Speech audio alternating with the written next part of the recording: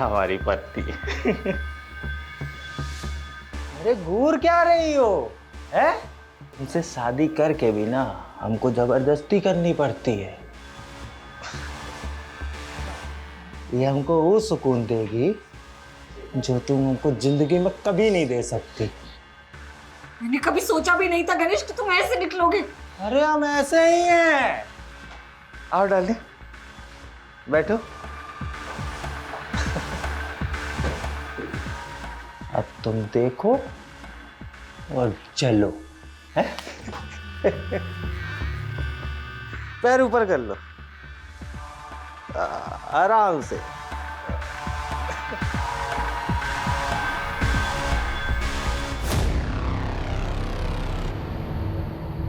स्वाहा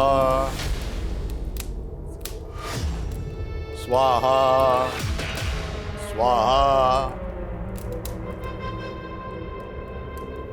अपने हथेली को काट के अपने खून की आहुति देना।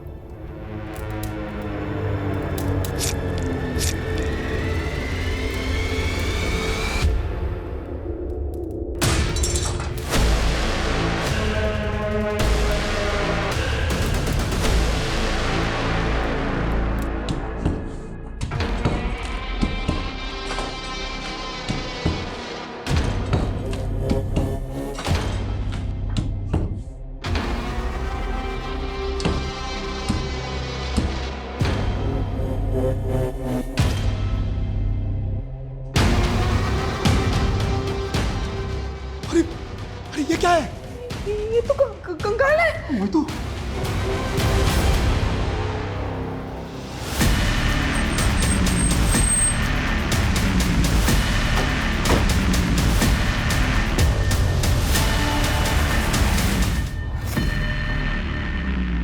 किसका कंकाल है ये?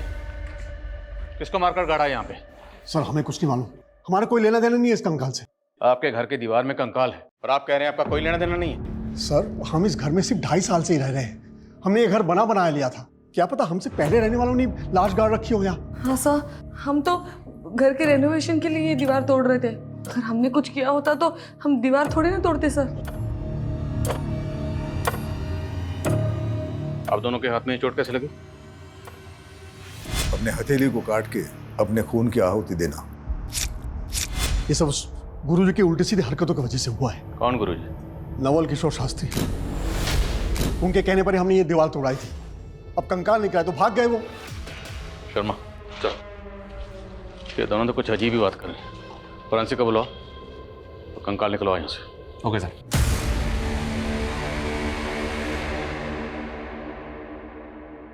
पूनम, पूनम, थोड़ी देर ये पढ़ाई छोड़ दे और चाय नाश्ता कर ले।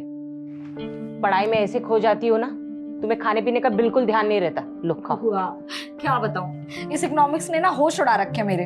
पिछली बार ग्रेड्स कमाए थे ना, तो मैंने ठान लिया था कि इकोनॉमिक्स में तो मुझे टॉप करना है, इसीलिए। तुझ जैसी लगन हो ना, जिंदगी में कोई पीछे रह ही नहीं सकता। लेकिन आज भी तू मुझे बुआ बुआ बोलती है, माँ नहीं बोल सकती। बुआ कैसी बातें कर रही हो? आप तो माँ से बढ़कर हो।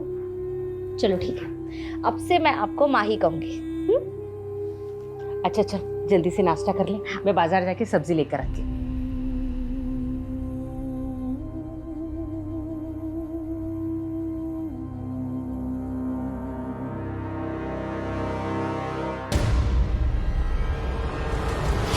क्या पूनम, बॉयफ्रेंड से बात हो रही थी? नहीं फूफा जी, बस ऐसे ही।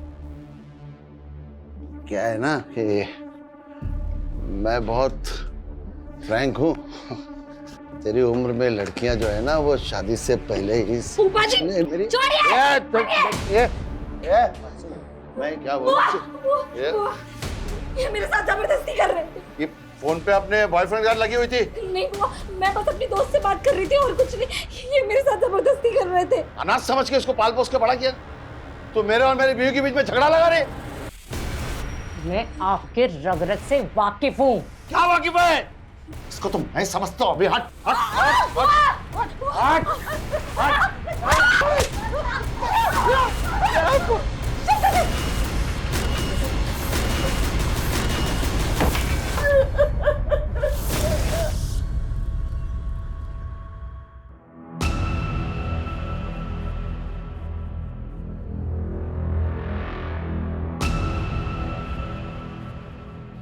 आप लोग इस घर में नहीं रह सकते। मैं घर सील करना होगा जब तक जांच पूरी नहीं होती। मेरा भाई यही नजदीक में रहता है, हम वहाँ चले जाएंगे।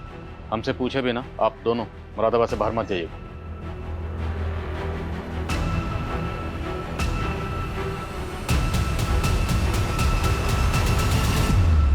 मेरी जिंदगी नर्क बना दी तुमने।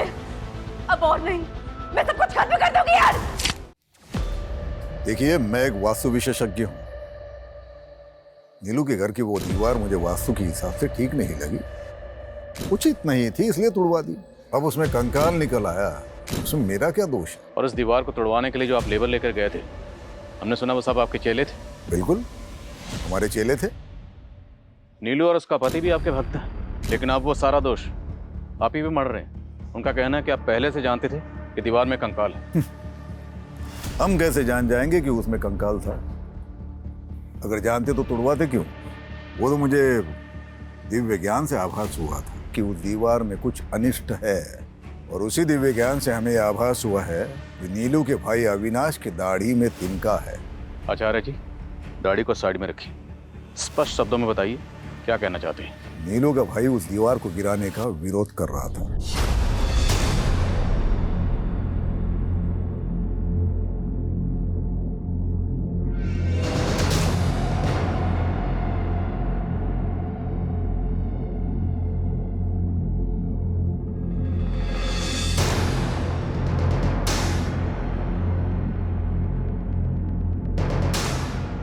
दीदी, ये सब क्या हो रहा है?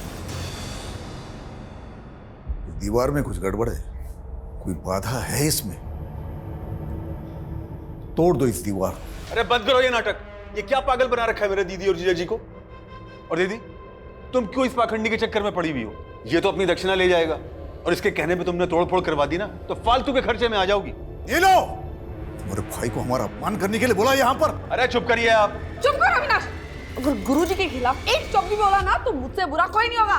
चुप। आपने भी कुछ हम उल्टे सीधे काम नहीं किए। हवन में नीलू और उसके पति को हाथ काटकर खून डालने के लिए कहा। क्या नौटंकी थी वो? नौटंकी नहीं है, पूजा की विधि है। अब बलि तो नहीं चढ़ा सकते, तो सांकेतिक रूप से उस पूजा को संपन्न किया। कोई गुनाह है? और अगर हमें आपके खिलाफ कुछ मिला तो आपके सारे दोष दूर कर दूंगा। हमसे पूछे बिना शहर से बाहर मत जाइए, उचित होगा।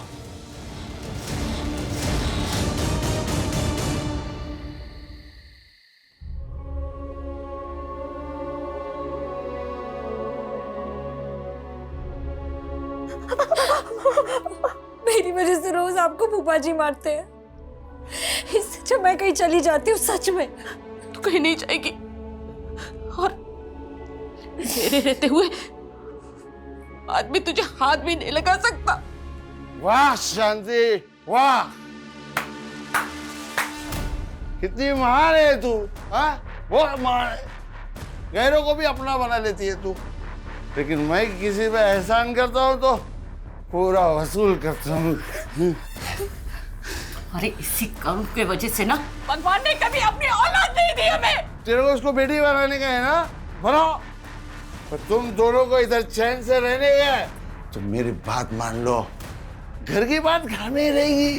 हट हट हट हट। मेरे पास अगर दोबारा इसे हाथ लगाए ना तो मैं तुम्हें अंदर करवा दूंगी। मेरे को अंदर कराएगी तू? तभी मारेगी। बोला था ना दीदी, उस गुरुजी के चक्कर में दीवार मत गिरवाओ। अब कंकाल निकल गया ना, अब पुलिस आप लोगों का आगा पीछा खंगालने में जुट जाएगी। आपको पता है उस दीवार में किसको मार के गाड़ा गया था? हमें कैसे पता होगा? अरे हमको तो हमारे घर से निकाल दिया पुलिस वालों ने, पूरा घर सील कर दिया उन्होंने। घर तो सील करेंगे ही, और अब आप लोग यहाँ रहोगे तो पुलिस वाले यहाँ भी आएंगे। यानी तू कहना क्या चाहता है? हमारे बुरे वक्त में हमें अपने घर में भी नहीं रखेगा? अरे जीजा जी, कैसी बातें कर रहे हैं आप रहो ना आराम से जब तक रहना है। बल्कि मैं एक काम करता हूँ, आप लोगों के लिए कृतिका का कमरा साफ करवा देता हूँ।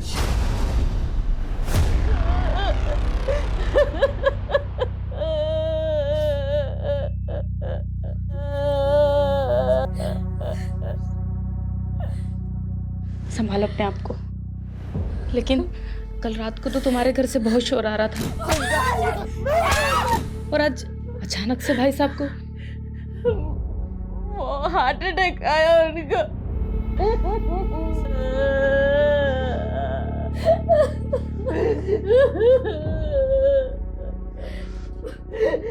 पूरा बात कर लिए, वो लोग आधे एक घंटे में डेथ सर्टिफिकेट बना के दे देंगे।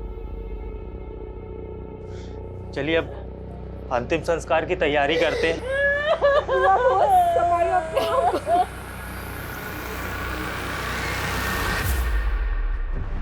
डिटेल पोस्टमार्टम रिपोर्ट के हिसाब से जो कंकाल हमें लक्ष्मी सदन में मिला वो कंकाल किसी लड़की का जिसकी उम्र 20 से 30 साल के बीच में रही होगी। हालांकि मौत कब हुई होगी डॉक्टर इसका सही से पता नहीं लगा पाए, पर उनका अंदाजा है कि मौत 2 से 3 साल पहले हुई होगी। सर मनोज कह रहा था कि वो और उसकी वाइफ लक्ष्मी सदन में कुछ 2.5 साल पहले रहने आए थे, लेकिन अगर उन्होंने ऐसा कुछ किया होता तो वो दीवार तुड़वाते ही क्यों? लेकिन वो बाबा नवल किशोर, उसकी बातें भी कम उल्टी पुल्टी नहीं, किसी को भी क्लीन चिट नहीं दे सकते। और ये भी पता करो कि लक्ष्मी सदन में मनोज और नीलू से पहले कौन रहता था। सर पता चला है कि नीलू के भाई अविनाश की बेटी पिछले 2.5 साल से गायब है। अविनाश की बेटी? ये लड़की अविनाश की सगी बेटी नहीं थी सर। अविनाश और उसकी बीवी ने कृतिका को गोद लिया था। अविनाश की बीवी तो काफी पहले गुजर गई थी, लेकिन 2.5 साल पहले तक कृतिका अविनाश के साथ ही रह रही थी। और सर लक्ष्मी सदन के कुछ नेबर्स के साथ भी बात की मैंने। एक नेबर ने बताया कि नीलू और मनोज 2.5 साल पहले घूमने के लिए आए थे। उस दौरान अविनाश का वहाँ काफी आना जाना था। और सर अविनाश ने अभी तक सबको यही कहा है कि उसकी बेटी कृतिका 2.5 साल पहले किसी लड़के के साथ भाग गई थी। तो क्या ये केस ऑनर किलिंग का केस है? और लक्ष्मी सदन की दीवार में हमें जो कंकाल मिला, क्या वो कंकाल अविनाश की बेटी कृतिका का है? कुछ भी बोले जा रहे हैं आप। अब जबरदस्ती उस कंकाल को कृतिका का बता रहे हैं। आप तो चाहते ही नहीं थे कि दीवार टूटे, क्योंकि दीवार टूटती कंकाल बाहर आता और आपका राज भी। अरे सर मेरी बेटी जिंदा है। कहाँ है कृतिका? यही तो मालूम नहीं है कि वो उसे बहकाकर ले कहाँ गया है। कौन? किसकी बात कर रहे हैं? समीर, यहीं पास के इलाके में अपनी चाची के साथ रहता था। वही मेरी बेटी को बहका रहा था।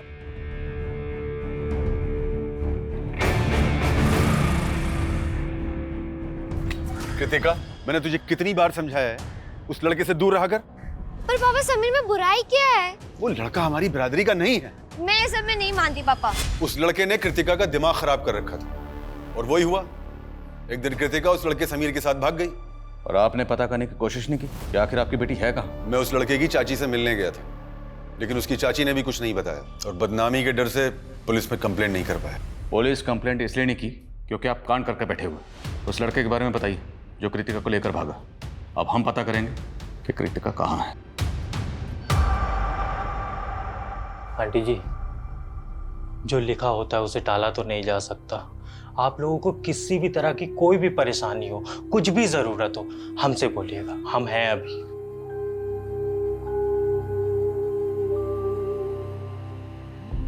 मुझे अपनी परवाह नहीं है गणेश बेटा।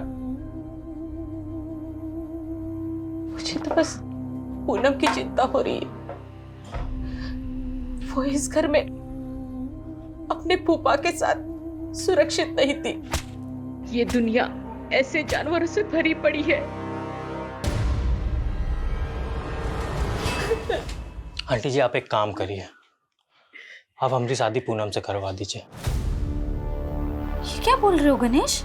पूनम, हम जानते हैं तुम हमारी दूर की मौसी की बेटी हो, पर आंटी जी हमारी मम्मी भी तो यही चाहती थी कि हमारी और पूनम की शादी हो जाए।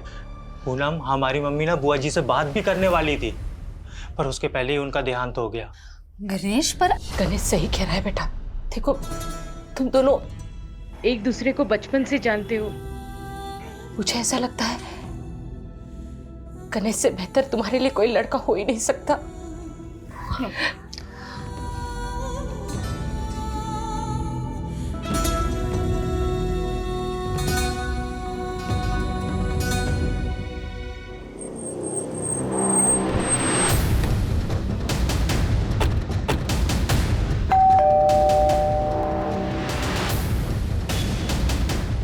समीर यहीं रहता? जी, वो मेरा भतीजा था। हमें पता चला कि समीर किसी कृतिका नाम की लड़की से प्यार करता है। उसी के बारे में बात करनी है आपसे। आओ बेटा, बैठे। समीर ने बताया मुझे तुम दोनों के बारे में। तुमने अपने पापा को समीर के बारे में बताया? आंटी, उन्हें सब पता है, लेकिन मैं समझ गई बेटा, तुम फिक्र मत करो। मैं तुम्हारे पापा से बात करूंगी। लेकिन कृतिका के पिता ने मुझे और समीर को बेइज्जत करके घर से बाहर निकाल दिया और एक दिन समीर गायब हो गया और फिर कृतिका के पिता आकर मुझे परेशान करने लगे कि समीर कृतिका को भगा कर ले गया। आजकल कहाँ है समीर और कृतिका? मैं उन्हें पिछले 2.5 साल से ढूंढने की कोशिश कर रही हूँ। मैंने पुलिस कंप्लेन भी की थी पर कुछ पता नहीं चला। समीर के माँ बाप कहाँ हैं? समीर के माँ बाप गुजर चुके हैं सर। मेरे अलावा उसका और कोई नहीं था। समीर की चाची ने जिस थाने में समीर की मिसिंग कंप्लेंट फाइल की थी, उस थाने की पुलिस टीम को भी ऐसा कोई क्लू नहीं मिला है जिससे पता चले कि समीर और कृतिका ने भाग के शादी की होगी।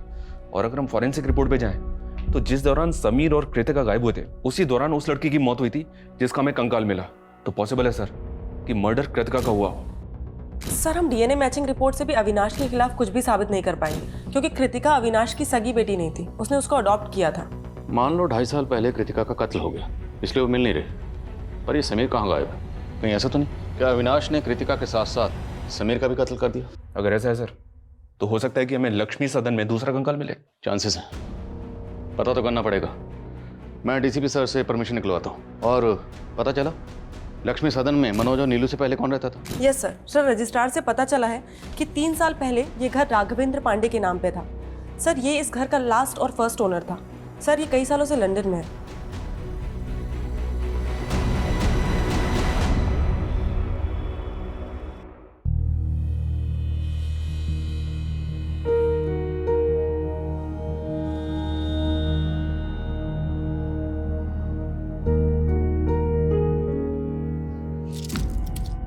तुमने शराब पी रखी है? अरे वो हमारे दोस्तों ने थोड़ा लिटिल पिला दिया। तुमने मुझे पहले क्यों नहीं बताया कि तुम शराब पीते हो? अरे इसमें बताना क्या है, जमाना पीता है भाई। जमाना पीता हो चलेगा, लेकिन मुझे बिल्कुल पसंद नहीं है। तुम्हें मालूम है ना, इसी की वजह से फूफा जी ने मेरे साथ। अरे तो हमने तुमको बचा लिया ना तुम्हारे फूफा जी से। चलो अब हमारा मूड मत ऑफ करो, आज हमारी फर्स्ट नाइट है भाई। गणेश, तेरी इतनी औकात? गणेश छोड़ो।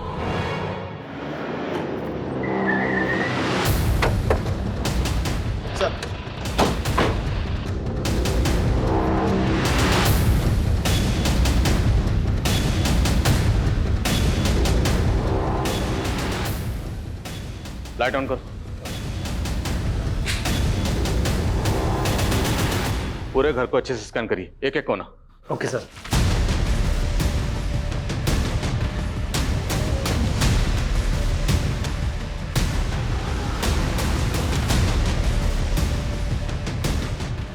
सर, कुछ नेबर्स ने बताया 2.5 साल पहले इस घर में एक मेड काम करती थी जो अचानक से गायब हो गई। कौन मेड?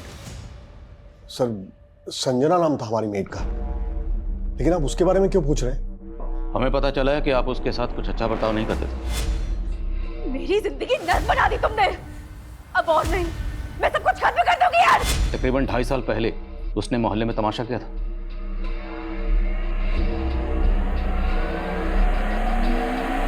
मैंने आप लोगों से उधार क्या मांग लिया? नौकर बना कर रखोगे, मार मार कर टांग बनाओगे मुझसे। क्यों झूठ बोल रही हो संजना? हाँ, और क्या जरूरत है इतना तमाशा करने की? देख संजना, तमाशा मत कर बेकार में। जो भी तुझे कहना है अंदर जाके कर। चल। एक नंबर की नौटंकीबाज औरत थी वो। तिल का ताड़ बना के रखा था उसने। इसलिए आपने कंकाल बना दिया उसे? ये कैसी बातें कर रहे हैं आप सर? हमें पता चला कि उसके बाद से ही वो गायब है। लेकिन सर, उसके बाद तो वो अचानक काम छोड़ के अपने गांव चली गई थी। तब तो गांव में मिलनी चाहिए। एड्रेस बोलिए गांव का। सर, एड्रेस तो नहीं है हमारे पास। जिस एजेंसी के जरिए उसको काम पर रखा था उस एजेंसी का एड्रेस तो होगा? नहीं सर, किसी एजेंसी के थ्रू हमने काम पर नहीं रखा था उसे। वो खुद ही घर आई थी काम मांगने के लिए। कहती थी मंजुलापुरा में कहीं रहती है, लेकिन वहाँ एग्जैक्टली कहाँ है ये हमें नहीं मालूम सर। ठीक, फोन नंबर बोलिए उसका। सर, उसके पास फोन नहीं था।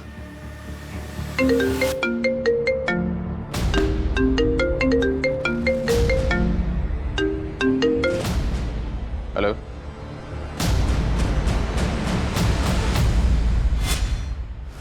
मेरी जिंदगी नर्क बना दी तुमने। अब और नहीं, मैं सब कुछ खत्म कर दूंगी यार। संजना, क्या कर रही है तू ये?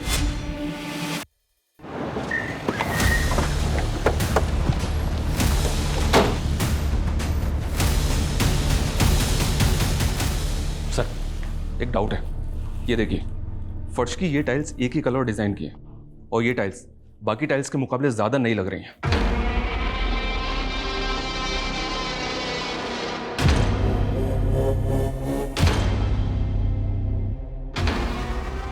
खुदवाओ।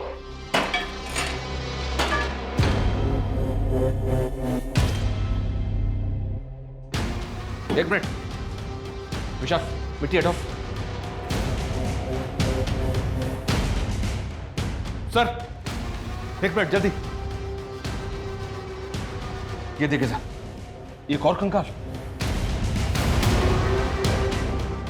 ऋषभ, वो गले में क्या?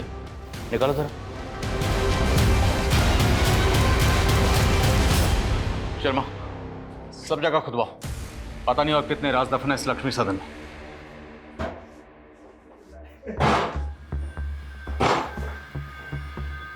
हमारी पत्नी। अरे घूर क्या रही हो, है?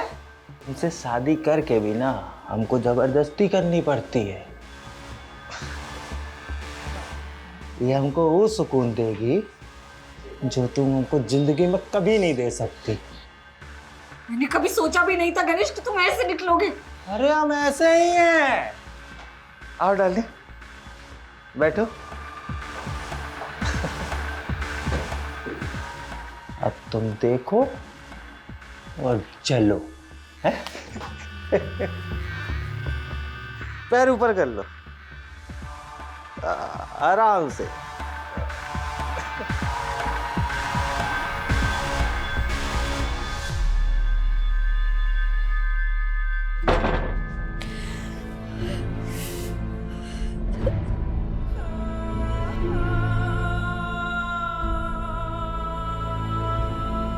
पूनम, कैसी है तू? हाँ? अरे मैं यहीं से जा रही थी, मैंने सोचा तुझे और दामाद जी को। तू रो क्यों रही है? क्या हुआ? उठ उठ, तेरी इतनी हिम्मत? हाँ, मेरे बेटी को ऐसा कैसे? बुढ़िया, ये मेरी माँ पे हाथ उठाया। तुझे तो मैं बताती हूँ, तू रुक, छोड़ना मत। सर, एक कंकाल को एग्जामिन करने के बाद पता चला है कि ये कंकाल 18 ईयर्स एंड अबव किसी लड़के का है सर। क्या? तो डॉक्टर, क्या लड़के की मौत भी उसी दौरान हुई होगी जिस दौरान लड़की की मौत हुई, जिसका कंकाल हमें लक्ष्मी सदन की दीवार में मिला? हो सकता है सर, मैं आपको डिटेल रिपोर्ट जल्दी सेंड करता हूँ। ये चेन हमें कंकाल पे मिली थी। क्या समीर ऐसी चेन पहनता था? मैम, मुझे ठीक से याद नहीं आ रहा है, पर आप ये सब क्यों पूछ रही हैं? देखिए, हमें लगता है कि कृतिका के साथ साथ समीर का भी मर्डर हुआ है। पहले आप मुझ पर कृतिका के मर्डर का इल्जाम लगा रहे थे, अब दूसरा कंकाल मिल गया तो समीर कर रहे हैं। क्या सबूत है कि दोनों कंकाल समीर और कृतिका के हैं? अबे ओए, सबूत तो इस बात कभी नहीं मिले कि समीर और कृतिका जिंदा हैं। सर, मैं कह रहा हूँ कि मैंने उन्हें नहीं मारा है। आप मेरा यकीन क्यों नहीं करते? हम यकीन नहीं करते, तोड़ाई करते हैं जब तक मुजरिम सच नहीं बोलता। अभी तक आपकी मेट संजना का कुछ पता नहीं चला, हम उसे ढूंढ ही रहे हैं और अब लक्ष्मी सदन में दूसरा कंकाल मिला। अब ये तो कहना मत कि आप लोग इस बारे में कुछ जानते ही नहीं। सर, हम सचमुच कुछ नहीं जानते। आप बेकार में हमें और अविनाश को परेशान कर रहे हैं सर। एक मिनट सर, आपने किचन में खुदाई की थी ना? और कंकाल भी आपको वही मिला ना?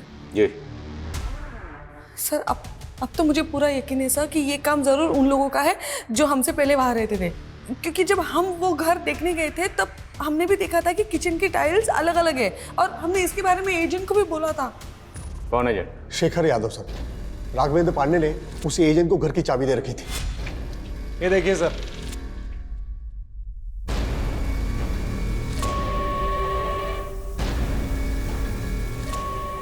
आइए सर, एक रूम और है, बहुत खूबसूरत है, आपको दिखाता हूँ। आइए। एक मिनट। क्या हुआ सर? ये फर्श तो बहुत अजीब ढंग से बनी हुई है, ना टाइल्स मैचिंग है ना ठीक से लगे हुए हैं। अरे सर, बहुत छोटी सी चीज है, डोंट वरी, सब हो जाएगा। हाँ जी। एक मिनट, लेकिन डील फाइनल करने से पहले हमें ओनर से मिलना है। हाँ जी बिल्कुल, पर वो फिलहाल तो लंदन में है सर। उनका ये कहना है कि एक बार जैसे ही ये डील लॉक हो जाती है तो रजिस्ट्रेशन के लिए इंडिया आ जाएंगे। सर, ओनर तो सिर्फ डॉक्यूमेंट साइन करने के लिए आए थे सर, लेकिन उस वक्त लक्ष्मी सदन का करता धरता ये एजेंट शेखर यादव ही था। क्या सर, लक्ष्मी सदन में 2 कंकाल मिले हैं? ओ एजेंट, हमारे साथ ड्रामा मत कर। लक्ष्मी सदन का सौदा तुमने करवाया था ना? सर मैंने करवाया था, पर इस बात को 2-3 साल हो गए हैं। एग्जैक्टली। ये जो मर्डर हुआ है ना, वो भी 2-3 साल पहले ही हुए। उस घर के पहले मालिक राघवेंद्र पांडे ने जाने से पहले चाबी तेरे हवाले की थी। लक्ष्मी सदन की चाबी 24 घंटे तेरे पास रहती थी, और जहाँ किचन में कंकाल मिला है वहाँ की टाइल्स बदली गई। और मनोज और नीलू ने तुझे इस बारे में बताया भी था। नहीं सर, मुझे इस बारे में कुछ नहीं बताया था। सर हो सकता है ये मनोज और नीलू ने ही टाइल्स बदल दी हो, या हो सकता है कि फर्स्ट ओनर और सेकंड ओनर ने ये सब कांड किए हो। फर्स्ट, सेकंड, थर्ड जितने भी ओनर सबको घसीटेंगे। तो ये बता, लक्ष्मी सदन में किसकी लाश गाड़कर राघवेंद्र पांडे लंदन भागा? सर मुझे क्या मालूम। सर मैं बस इतना बता सकता हूँ कि ये राघवेंद्र पांडे एक अय्याश किस्म का आदमी था। उसने मुझे लंदन जाने से पहले करीब 3.5 साल पहले अपना घर बेचने के लिए कहा था। उसके बाद मैं जब भी उससे जाके मिलता था तो हमेशा नए लड़के लड़कियों के साथ रहता था। उस दौरान ये अकेला रहता था सर। अरे शेखर, कैसा है? मैं अच्छा हूँ सर, आप कैसे हैं? बस बढ़िया, बैठना। नहीं सर, थैंक यू। अरे नहीं सर। सर मैं ये कह रहा था, वो एक पार्टी से बात की थी आपके घर के लिए, तो 70 लाख रुपए बोल रहे हो। 85 लाख रुपए से 1 रुपया कम नहीं लूंगा। सर उसके 2 दिन बाद ये मेरे ऑफिस आया और कहने लगा कि लक्ष्मी सदन 70 लाख में भी बिकवा दो। लेकिन सर तब तक वो पार्टी दूसरी डील कर चुकी थी। उसके बाद उसने चाबियां दी और लंदन चला गया, बोला कि जल्द से जल्द बिकवा दूं। बोला शर्मा। सर, रसोई के दूसरे हिस्से में एक और कंकाल मिला है। तीसरा कंकाल? जी हाँ सर, देखते ही देखते double murder case triple murder में बदल गया सर।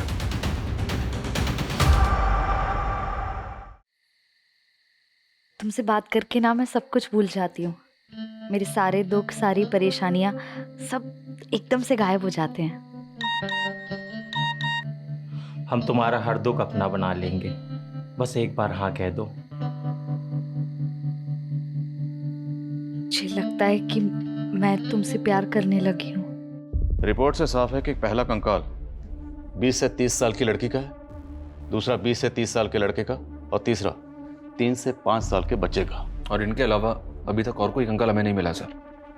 अभी तक हमें ऐसा लग रहा था कि समीर और कृतिका का मर्डर हुआ होगा, लेकिन बच्चे का कंकाल मिलने के बाद ऐसा लग रहा है जैसे किसी कबल के साथ साथ उनके बच्चे का भी मर्डर हुआ होगा। शर्मा मत भूलो, नीलू और मनोज की मेड संजना भी गायब। हमारे जितने भी सस्पेक्ट हैं उनमें से हम किसी को भी क्लीन चिट नहीं दे सकते। फिलहाल इन तीनों विक्टिम्स की पहचान पता करने पर जोर दो। एक बार इनकी पहचान हो गई तो इस केस की चाबी हमारे हाथ में होगी। मैं कमिंग सर? कमिंग। सर मैंने लक्ष्मी सदन के पहले ओनर के बारे में पता किया है। राघवेंद्र अपनी बीवी नेहा और 5 साल के बेटे के साथ रहता था। सर उनका एक सर्वेंट भी था। सर लोगों का कहना है कि राघवेंद्र की अय्याशी की वजह से उसकी वाइफ से उसका बहुत झगड़ा होता था। शर्म करो राघव, एक बेटा है हमारा और तुम्हारी अय्याशी की खत्म ही नहीं होती। ज्यादा चिल्लाने की जरूरत नहीं है, वरना क्या कर लोगे? क्या साथ क्या कर रहे हो? अब तू ज्ञान देगा मुझे, तू ज्ञान देगा। सर 3.5 साल पहले राघवेंद्र के बीवी, बेटा और नौकर तीनों गायब हो गए। राघवेंद्र ने लोगों से कह दिया कि नौकर गांव चला गया और उसकी बीवी का किसी से एक्स्ट्रा मैरिटल अफेयर था, तो वो अपने बच्चे को लेकर उसके साथ भाग गई। तो क्या ये तीनों कंकाल राघवेंद्र की बीवी, बच्चे और उसके नौकर के भी हो सकते हैं?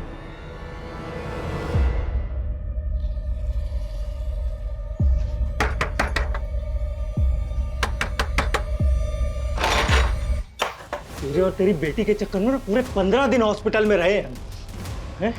आज हम एक एक घाव का बदला लेंगे, माँ कसम। पूनम! पूनम! नहीं है वो यहाँ।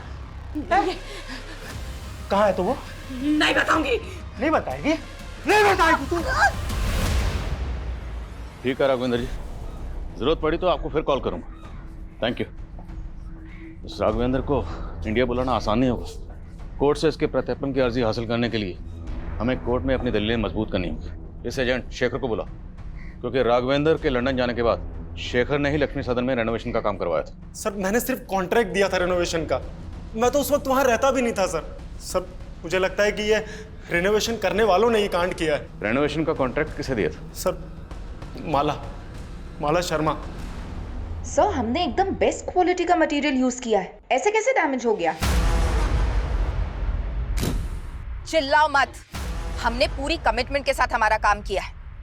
अब मेरी पेमेंट में से 1% भी काटा ना तो 100% वसूलूंगी, समझे? You don't know who I am. And Rohit, you कितनी बार कहा है तुमसे, अगर मटेरियल में मिलावट करो तो ऐसे करो कि किसी को पता ना चले।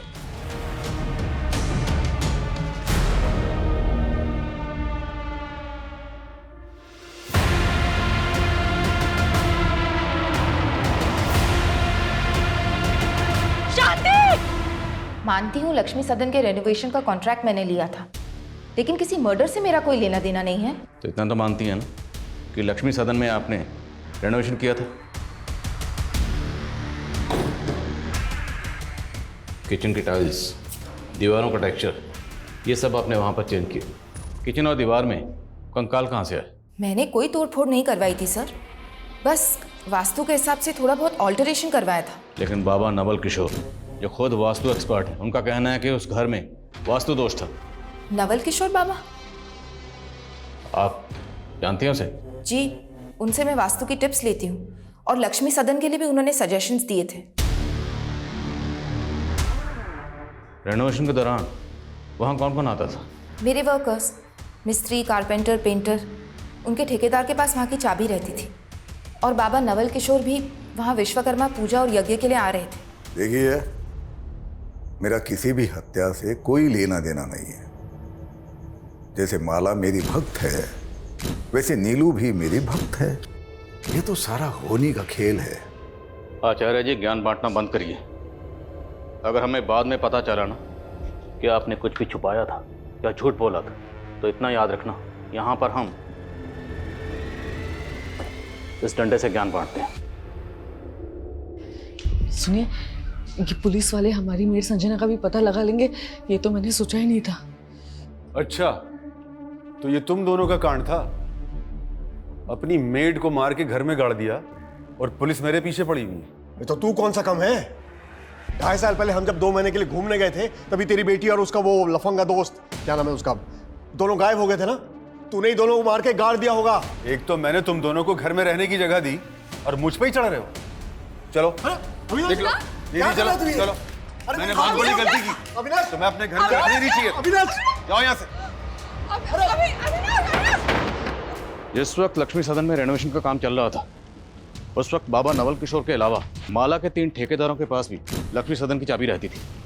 मिस्त्री राज, कारपेंटर योगेश और पेंटर मुन्ना, तीनों को हाजिर करो। सर।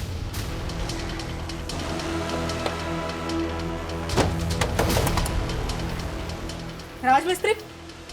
हाँ मैडम। चल। अरे मैडम क्या हुआ? अरे चल।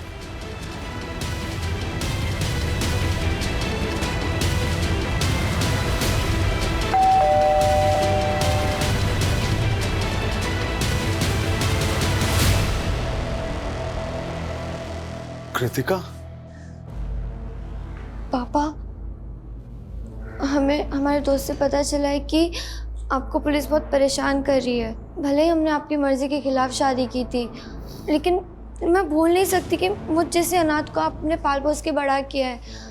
इसीलिए हमने फैसला किया है कि हम पुलिस की गलतफहमी दूर करेंगे। उन कंकालों के बारे में मैं कुछ नहीं जानता। तेरे अलावा माला ने जिस कारपेंटर और पेंटर को ठेका दिया था, वो दोनों गायब। उन दोनों के फोन भी बंद हैं। अरे साहब, उनसे मेरा कोई वास्ता नहीं है। वो दोनों ना उमरा गांव में रहते हैं साहब, वही कहीं आपको मिल जाएंगे। अविनाश का फोन आया था सर। कृतिका और समीर दोनों जिंदा हैं। और नीलू और मनोज की जो मेट थी संजना, उसके बारे में कुछ पता चला? जी हाँ सर, उस मोहल्ले की कुछ और काम वालियों से उसके गाँव का पता चला है। वो बिहार की रहने वाली है। बिहार पुलिस को अपडेट दिया है मैंने।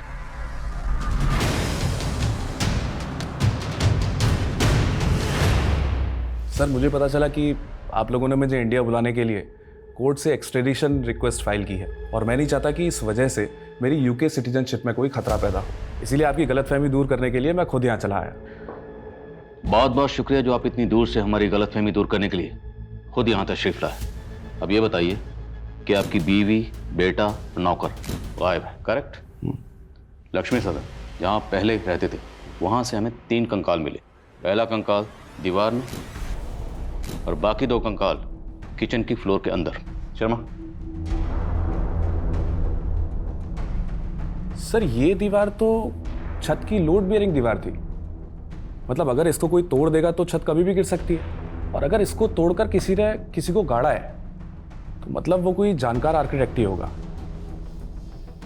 आपके एजेंट शेखर ने माला शर्मा नाम के आर्किटेक्ट को इसका कॉन्ट्रैक्ट दिया था, आप तो जानती होंगे। नहीं सर, मैं माला को तो नहीं जानता, और सर मेरा इन स्केलेटन से कोई लेना देना है नहीं।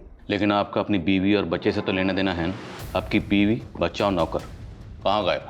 सर एक्चुअली जब से वो लोग मुझे छोड़ के गए हैं, मैंने उन्हें ढूंढने की कभी कोशिश की नहीं। अगर आप चाहें तो मैं नेटिव एड्रेस दे सकता हूँ अपनी बीवी और नौकर के। हमने कुछ नहीं किया साहब, हमने कुछ नहीं किया साहब। हम तो मामूली से पेंटर और कारपेंटर हैं। तो गायब क्यों हुए थे? साहब हमें काम नहीं मिला इसलिए हम गांव चले गए थे। अब जब पूछ रहा हूँ उसका सच सच जवाब देना। तुम दोनों ने लक्ष्मी सदन में तकरीबन 25 दिन काम किया था ना?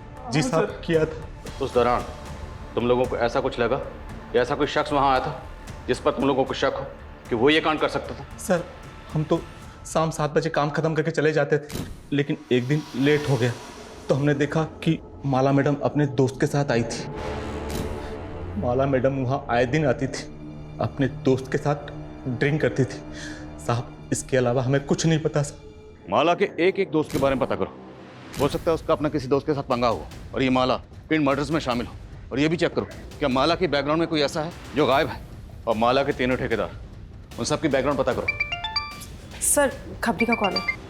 हेलो, ठीक है उसे यहाँ ले आओ। सर मनोज और नीलू की मेट संजना का पता चल गया है। गुड।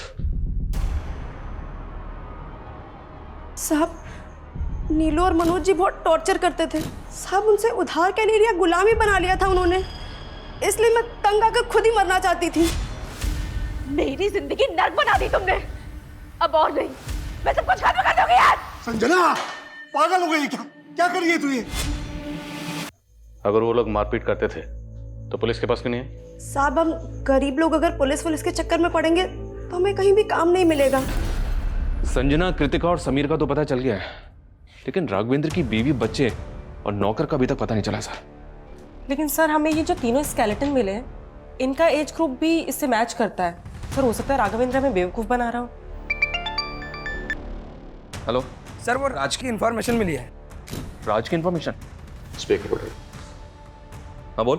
1.5 साल पहले बरेली की पुलिस ने उसे किसी केस में उठाया था। क्या केस था वो? सर वो तो मालूम नहीं, लेकिन पास की बस्ती में एक विधवा औरत रहती है अपने 2 बच्चों के साथ, वहाँ भी उसका आना जाना था। सर शर्मा, पता करो बरेली के कौन से थाने की पुलिस राज को उठाकर ले गई।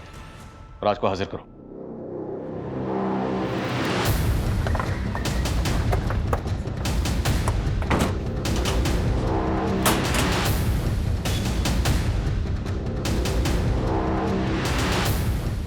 number you are trying to call is currently switched off. Please try again. इस राज का तो फोन भी बंद आ रहा है। एक काम करो, इसका फोन ट्रेस करो, पता करो कि ये कहाँ भाग गया है। सर वो विधवा औरत कौन है जिसके पास राज का आना जाना था? सर ये पास की बस्ती में रहती है। सर मैं नहीं जानती राशिद कहाँ है। और उसका नाम तो राज है ना? सर उसका असली नाम राशिद है, लेकिन सब उसको राजा बोलते हैं। आपका राशिद से क्या रिश्ता था? मैं एक विधवा औरत हूँ, 2 बच्चों की माँ हूँ। कुछ पैसों से मेरी मदद कर देता था और मुझे लगा था कि वो मुझसे शादी करेगा, पर सर उसने तो किसी और से शादी कर लिया। किससे शादी कर? सर कोई थी बदचलन औरत। सर राशिद से शादी करके उसी के भाई से चक्कर चला के भाग गई। जी 1.5 साल पहले एक सुसाइड केस के बारे में पूछताछ करने के लिए हमने राज को तलब किया था। किसके सुसाइड केस के बारे में? उस वक्त हमें एक मर्डर केस लग रहा था। शांति नाम की एक औरत अपने घर में लटकी हुई मिली, तो हमने इंक्वायरी की तो पता चला कि शांति की एक मुंह बोली बेटी थी, पूनम। उस वक्त तो पूनम का कुछ पता नहीं चला, लेकिन बाद में पता चला कि पूनम ने गणेश नाम के किसी आदमी से शादी की थी। सर पूनम तो हमको 8 साल पहले ही छोड़ के चली गई थी। हमने सुना तो उसको मारता पीटता था। एक बार तूने शांति को भी मारने की कोशिश की थी। नहीं सर, उस दिन हम पूनम के घर पूनम को वापस लेने के लिए गए थे, पर उसकी बुआ ने हमको बताया ही नहीं कि उनने पूनम को कहाँ भेज दिया है। जब हमने पूनम का सोशल मीडिया खंगाला तो पता चला कि वो वहाँ पर राज से टच में थी। जब हमने राज से पूछताछ की तो उसने बताया कि उसकी और पूनम की शादी हुई थी, लेकिन पूनम राज के भाई शाहिद के साथ भाग गई थी। उसी वक्त इस केस की पोस्टमार्टम रिपोर्ट आ गई, जिससे कंफर्म हो गया कि ये एक सुसाइड ही था, तो हमने केस बंद कर दिया। तो आपको राज के भाई शाहिद और पूनम के बारे में कुछ पता नहीं चला वो कहाँ? जी नहीं, लेकिन हमें ये ज़रूर पता चला कि राज और पूनम का 3-4 साल का एक बेटा था और पूनम उसे भी अपने साथ ले गई थी। मुझे लगता है ये राज ही है जो तीनों कंकालों का रहस्य जानता है।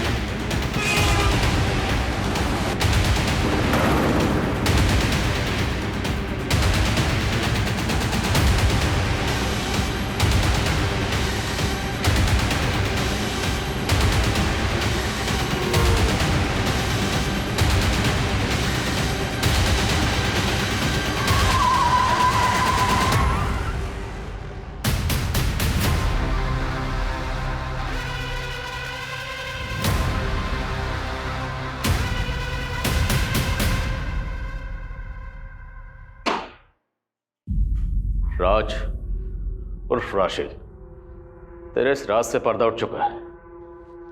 तेरा डीएनए 2 कंकालों से मैच हो चुका है।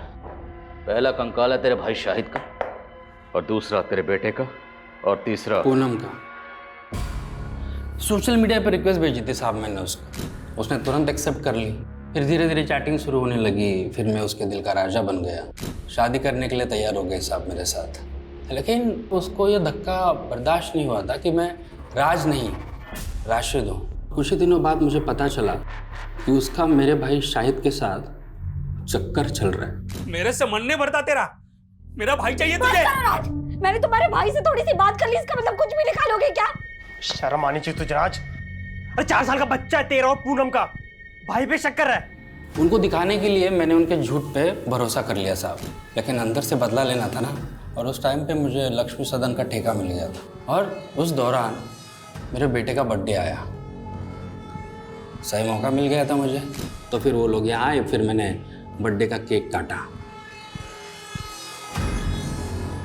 उसके बाद मैंने उनके कोल्ड ड्रिंक में जहर मिला दिया।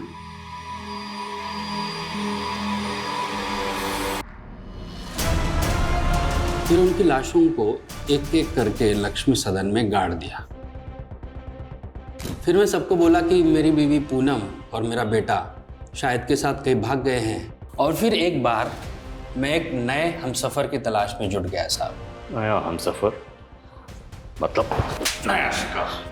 शर्मा, आशिक का जनाजा है, जरा धूम से निकलना चाहिए। सर, राघवेंद्र की बीवी, बेटे और नौकर के बारे में पता चल गया। उसका नौकर तो गांव में है, लेकिन सर उसकी बीवी नेहा, सर वो किसी के साथ भागी नहीं है, बल्कि वो दिल्ली में टीचर की नौकरी करके अकेले अपने बेटे की परवरिश कर रही है। That's great. जब कोई औरत रिश्तों में धोखा खाने के बाद अपनी इज्जत, अपनी सेल्फ रिस्पेक्ट और अपने स्वाभिमान की परवाह करते हुए आगे बढ़ती है, पुरानी बातों को पीछे फेंक कर मूव ऑन करती है, तो वही फैसला उसके लिए सही होता। पूनम राशिद को सोशल मीडिया पर मिली, पर राशिद की सच्चाई जाने भी ना उसने आंख बंद करके राशिद पे यकीन किया और उसके फरेब का शिकार हो गई।